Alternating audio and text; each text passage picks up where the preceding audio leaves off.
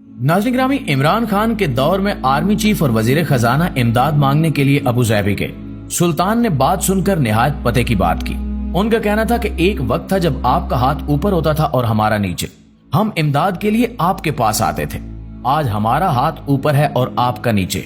आप हमारे भाई हैं, हम आपकी मदद कर सकते हैं, लेकिन मेरा मशवरा है हम ऊपर या नीचे वाला हाथ बनने की बजाय आइए एक दूसरे के साथ बराबरी से हाथ मिलाते हैं।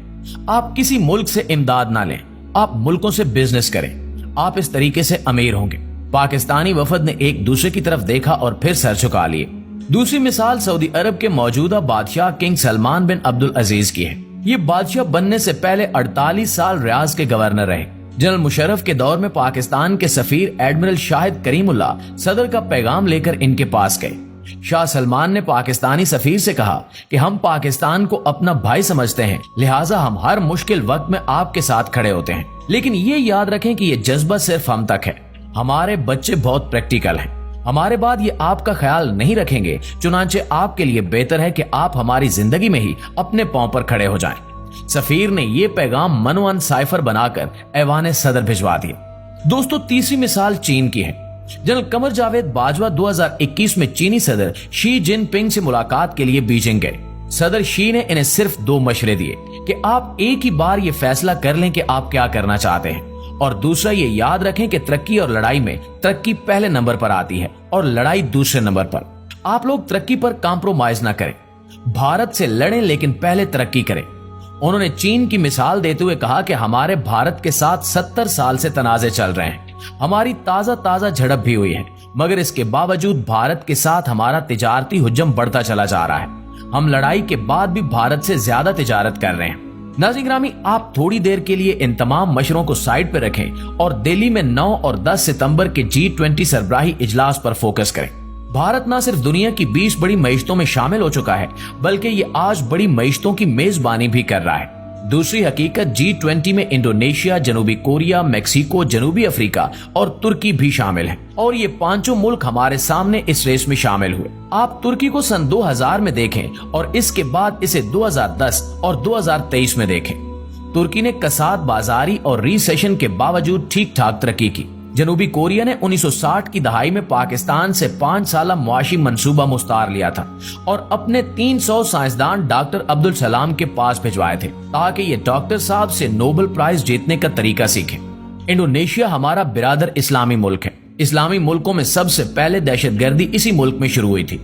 12 अक्टूबर सन 2002 को दहशतगर्द इस्लामी जमात ने बाली में 204 लोगों को कत्ल कर दिया था, जिसके बाद इंडोनेशिया की सियासी इंडस्ट्री तबाह हो गई। लेकिन सिर्फ 20 साल बाद यानी 2022 में इंडोनेशिया ने G20 की मेजबानी की। एक वक्त था कि इंडोनेशिया के सियासतदानों, फौजी सरबराहों और अरबपति बिजनेसमैनों के बच्चे पाकिस्तान तालीम हासिल करने के लिए आते थे, लेकिन आज वो कहां हैं और हम कहां हैं। मेक्सिको भी चंद बरस पहले तक लातीनी अमेरिका का गरीब मुल्क होता था। इसका माफिया आज भी पूरी दुनिया में बदनाम है, लेकिन ये भी अब G20 में शामिल है। और जनूबी अफ्रीका 1994 में आजाद हुआ और इससे पहले वहां खौफनाक नस्ली फसादात हुए। लाखों लोगों की लाशें सड़कों पर पड़ी होती थी। आज भी इस मुल्क में गोरों और कालों के दरमियान इख्तिलाफात हैं, लेकिन ये भी आज G20 में शामिल है। भारत ने इनके अलावा बांग्लादेश, मिस्र, नाइजीरिया, मुत्तहिदा अरब अमारात, ओमान, सिंगापुर, नीदरलैंड, स्पेन और मॉरिशस को भी बतौर मेहमान दावत दी। ये तमाम मुल्क कभी पाकिस्तान के दोस्त होते थे। बांग्लादेश ना सिर्फ पाकिस्तान का हिस्सा था, बल्कि पाकिस्तान की बुनियादी बंगालियों ने रखी थी। All India Muslim league Dhaka में बनी थी और 23 मार्च 1940 को करारदाद पाकिस्तान बंगाली लीडर AK फजलुल हक ने पेश की थी। हमने 1971 में बंगालियों को नालायक, पसमानदा और गंदा करार देकर अलग कर दिया, लेकिन आज बांग्लादेश मुआशी लिहाज से पाकिस्तान से आगे है और ये G20 मुल्कों के साथ भी बैठा है। हमने भुट्टो दौर में इसराइल के खिलाफ जंग में मिस्र, उर्दन और शाम की भी मदद की थी। नाइजीरिया जैसे दर्जन भर अफ्रीकी मुल्क पाकिस्तान से टेक्नोलॉजी सीखा करते थे।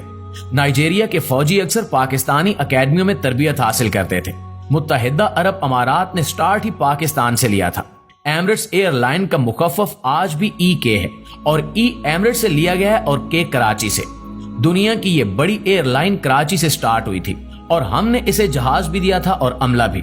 UAE के तमाम सहरा पाकिस्तानी हुनरमंदों ने आबाद किए हैं, लेकिन आज ये कहां हैं और हम कहां।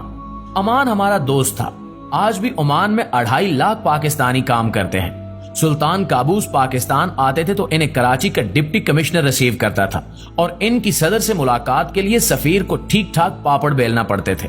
सिंगापुर ने भी पाकिस्तान से तरक्की का सफर शुरू किया था। सिंगापुर एयरलाइन हो या फिर सिंगापुर पोर्ट, ये पाकिस्तानियों ने बनाई और एक वक्त था जब लीकू आनियों ने पाकिस्तान के सबसे ज्यादा दौरे किए थे और ये पाकिस्तान के तमाम बड़े शहरों और मशहूर लोगों को जानते थे। नीदरलैंड ने 1960 की दहाई में पाकिस्तान को टेलीविजन सेट बेचे थे। फिलिप्स नीदरलैंड का ब्रांड है।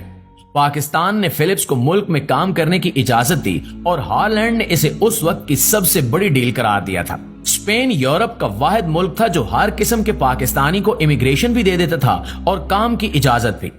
आज भी स्पेन में लाखों पाकिस्तानी हैं और पीछे रह गया मॉरिशस, तो हमने आज तक इसे दोस्ती के काबिल ही नहीं समझा।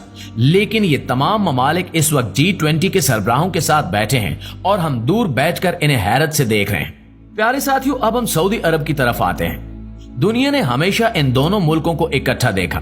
1979 में खाना काबा पर हमला हुआ तो सिर्फ पाकिस्तानी फौज को तलब किया गया। यमन में हौसी बागियों के इशू पर भी पाकिस्तान ने सऊदी अरब की मदद की। एटमी धमाकों के बाद पाकिस्तान पर इक्तिसादी पाबंदियां लगी तो उस वक्त सऊदी अरब दुनिया का वाहिद मुल्क था जिसने खुलकर हमारा साथ दिया, हमें मुफ्त पेट्रोल तक दिया। आज भी पाकिस्तान के 20 लाख वर्कर्स अरब मुल्कों में मुलाजमतें कर रहे हैं और इनकी रकूम से मुल्क चल रहा है। भारत सऊदी अरब और UAE पर मुसलसल दबाव डाल रहा है कि आप पाकिस्तानी वर्कर्स को निकाल दें, हम आपको सस्ते और ज्यादा हुनरमंद दे देते हैं, मगर अरब ये पेशकश कबूल नहीं कर रहे। लेकिन नाज़रीन, सवाल यह है कि अरब ममालिक कब तक इनकार करेंगे? हमें मानना होगा कि दुनिया बदल चुकी है। अरब मुल्कों में नई नस्ल इक्तिदार और बिजनेस में आ चुकी है और ये नस्ल भाईचारे की बजाय कारोबार को अहमियत देती है। UAE में हुकूमत ने इन्वेस्टमेंट कंपनी बना रखी है। ये कंपनी $500 बिलियन की मालिक है और इसके कारिंदे पूरी दुनिया में कारोबारी मौके तलाश कर रहे हैं। ये ऐसे मुलाजमीन को साल बाद निकाल देते हैं जो कंपनी के पैसे इन्वेस्ट नहीं करते। लिहाजा इन हालात में अरबों को पाकिस्तान में क्या दिलचस्पी होगी?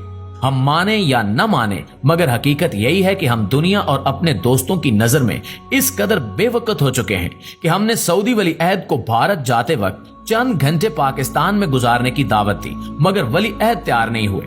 दूसरी तरफ कॉन्फ्रेंस 10 सितंबर को खत्म हुई, मगर वली अहद 11 सितंबर की रात तक भारत में रहे। ये कॉन्फ्रेंस के बाद भारतीय ताजरों और सनतकारों से मुलाकातें करते रहे क्योंकि इन्हें भारत में बिजनेस के मौके नजर आ रहे हैं। भारत और सऊदी अरब के दरमियान इस वक्त $5 खरब की तिजारत है, जबकि हम जब भी सऊदी अरब जाते हैं पैसे मांगने जाते हैं। चुनांचे ये लोग फिर हमारी इज्जत क्यों करेंगे? ये पाकिस्तान क्यों आएंगे? नाज़रीन गिरामी, हमारे पास अब सिर्फ 2 ऑप्शन बचे हैं कि हम जलालत के इस गड्ढे में गिरे रहें और गल सड़कर खत्म हो जाएं, या फिर हम गैरत खाएं और एक बार, जी हाँ आखिरी बार उठकर इस मुल्क की सिमत ठीक कर लें और इज्जत के साथ जिंदगी गुजारें। चॉइस सिर्फ हमारी है, लेकिन हमें ये याद रखना होगा कि हम अफगानिस्तान से लेकर अमेरिका तक पूरी दुनिया के लिए बोझ बन चुके हैं और हमने अगर आज अपने आप को न संभाला तो दुनिया ज्यादा देर तक हमारा बोझ बर्दाश्त नहीं करेगी। ये हमें मरने और मिटने के लिए तनहा छोड़ देगी। हमारे पास ज्यादा वक्त नहीं है, हमने जो करना है बस 6 माह में करना है। अगर हमने कर लिया तो हम बच जाएंगे, वरना इस बार वाकई हमारी दास्तान भी दास्तानों में नहीं मिलेगी।